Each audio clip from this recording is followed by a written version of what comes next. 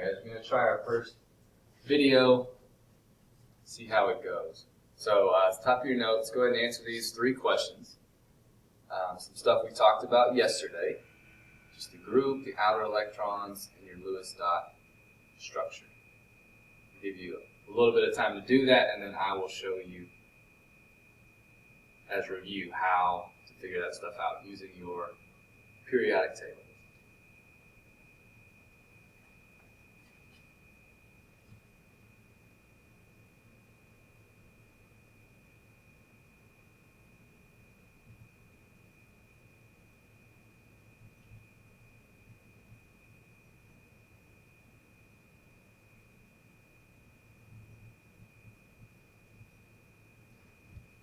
Alright, so I've got my periodic table. It's pretty much the same as yours, a little different. But I'm looking for beryllium, right? So I see beryllium over here.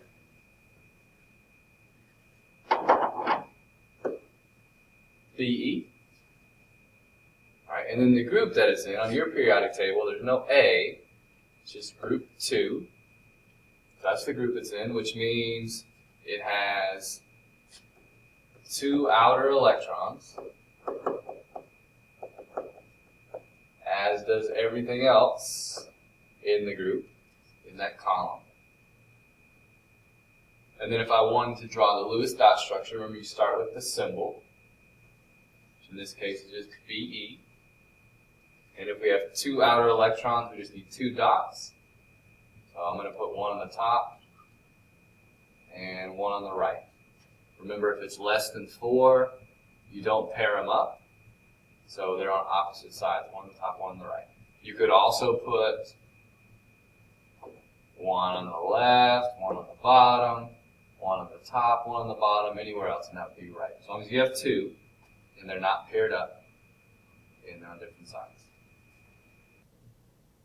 Okay, so yesterday we talked about groups.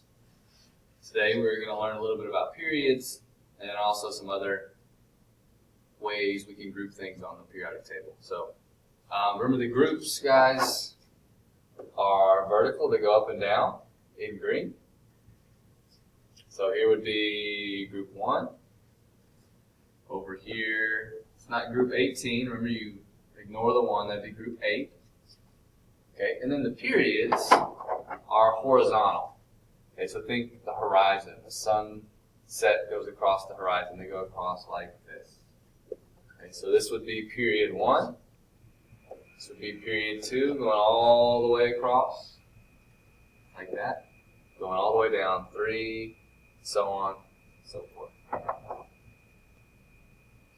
So as you go across the periodic table, elements are increasing in the amount of protons they have, and the electrons, as you go left to right and up and down. And so as you add protons and electrons, your elements are getting bigger, and so they need more space to put all their particles, whether it be protons, electrons, neutrons. All right? And so that's why we have these different periods. As you change periods, you actually change the number of energy levels an element has. Okay, and think of energy levels just like rooms in a house. So as you get bigger, you need more space, which means you need more energy levels. All right, and I'll show you more about that in just a second. So back to my periodic table again. So remember, our periods are going across the horizon like this, left to right. This is period 1. What you need to know is anything in period 1, so hydrogen and helium have 1 energy level. Alright, as you keep going from helium to lithium, to beryllium, there's another period. So everything in period 2, probably guessed, has 2 energy levels. So how many energy levels would the elements in period 3 have? Probably guessed you would have 3 energy levels. Again, the reason we have more energy levels is you need more space because everything is getting bigger. So you need more energy levels. And I will show you how we could model that and what that would look like. All right. So this would be a model kind of representing our energy levels. So scientists usually model them using circles or rings, and then these dots here represent our electrons. Okay, so how many energy levels would this element have? Basically, you just need to count the number of rings or circles.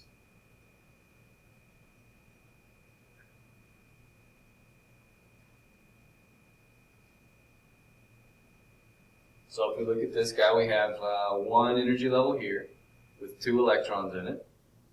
We have our second energy level right here, and it has 8 in it.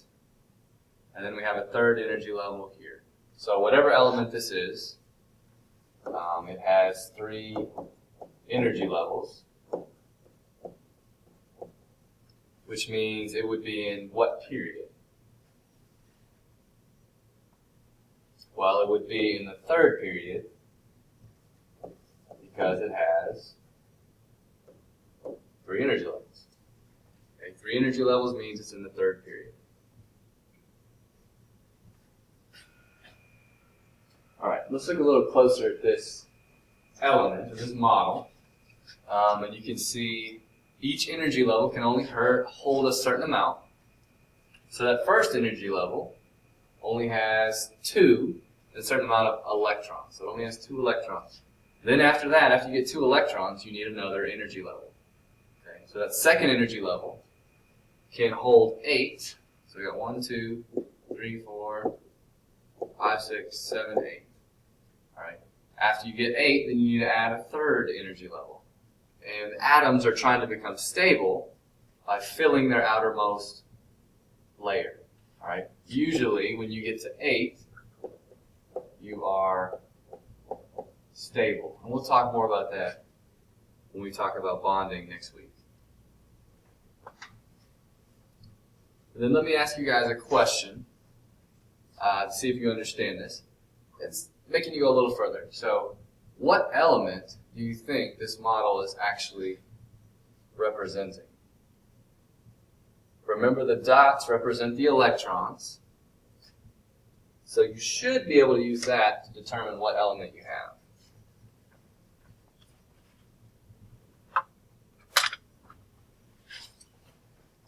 All right, so we know we have 2 electrons in this first level. Second level has 8, so that gives us 10 electrons.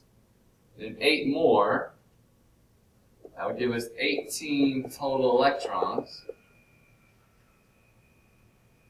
Remember, electrons have a negative charge, and so they have to balance out our positive protons. So if we have 18 electrons, we should also have 18 protons.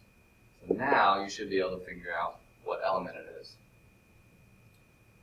So remember, I have 18 protons for my model, so let's look for the atomic number 18. Remember, that's the same thing as the proton.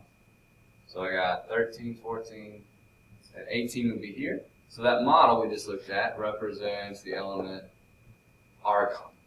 And we can kind of check. Remember, we had 3 rings, or 3 energy levels. And argon is in the first, second, looks like it's in the third period, so it should have 3 energy levels. So we were right. All right, so let's see if we understood that. So use your periodic table. Figure out what period these elements are in, or just remember the same thing, how many energy levels do they have? So you're looking for potassium iodine, Si, He, so you need to know what those elements are. Figure out the energy levels.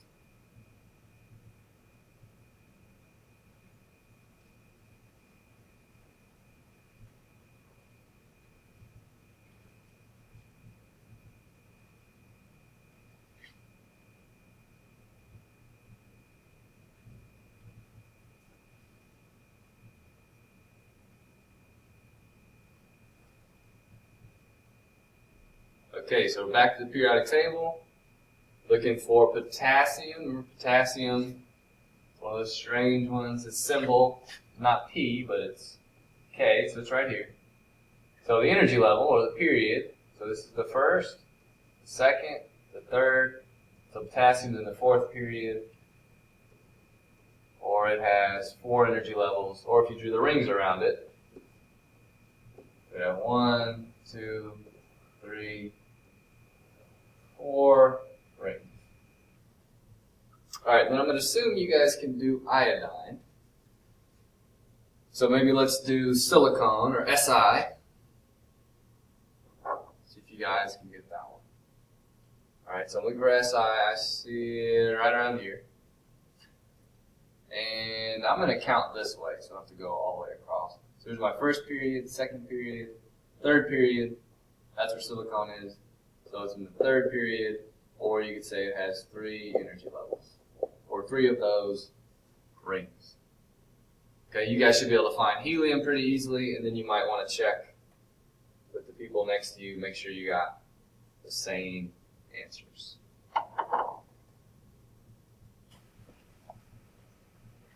Okay, so let's see if we can put together what we learned yesterday about groups and outer electrons with what we just talked about, periods and energy levels. So take a minute, answer these questions, use your periodic table. I'll check back with you in just a second on a couple of these.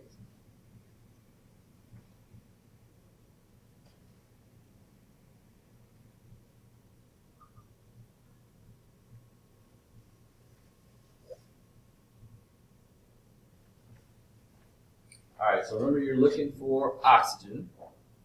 So that should be pretty easy to find. Oxygen's right here.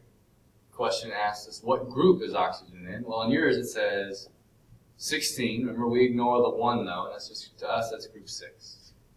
Okay. If you say group 16, that's correct as well, but group 6. Now the question asks how many total electrons. It didn't ask about outer electrons, but total. So remember, your total electrons is the same thing as your protons, which is your atomic number, which in this case is just going to be 8. So it was in the 6th group. The 6th group, but it only asked about total electrons, not outer. So you got to go with the atomic number. So it has 8 total electrons. All right, then it asks us about the energy levels. So again, we're looking at oxygen. So the first energy level. So this is period 2, so it has 2 energy levels. Then that third question does ask us about the outer electrons, which remember is the same as the group, which in this case is 16 or group 6. So it has 6 outer electrons, but it has 8 total electrons, but 6 are on the outside. All right, and then the last question combines group and period. And it says which element is in the 6th group and the 3rd period. So we can use both of those things to find the exact element we're looking for. All right, so remember the 6th group, or for you guys, group 16, so that'd be here where oxygen is. But then the 3rd period, so we need to count 3 periods down. 1, 2, 3. So 3rd period, 6th group, would give you sulfur. All right, so let's keep talking about our periodic table. We're going to talk about 3 big groups of elements, which we kind of talked about yesterday in our vocabulary. And then we're going to talk about some smaller groups that I want you guys to know about, where they are and how they behave. One of the great things about making a video, guys, is right now I'm eating an oatmeal cream pie, which I would never do in class. I'll teach you guys. So sorry you don't get one. But let's talk about metals. So metals are solids. They're shiny, can be made into wires, pounded into sheets, which means they're malleable, and they're good conductors, which means heat and electricity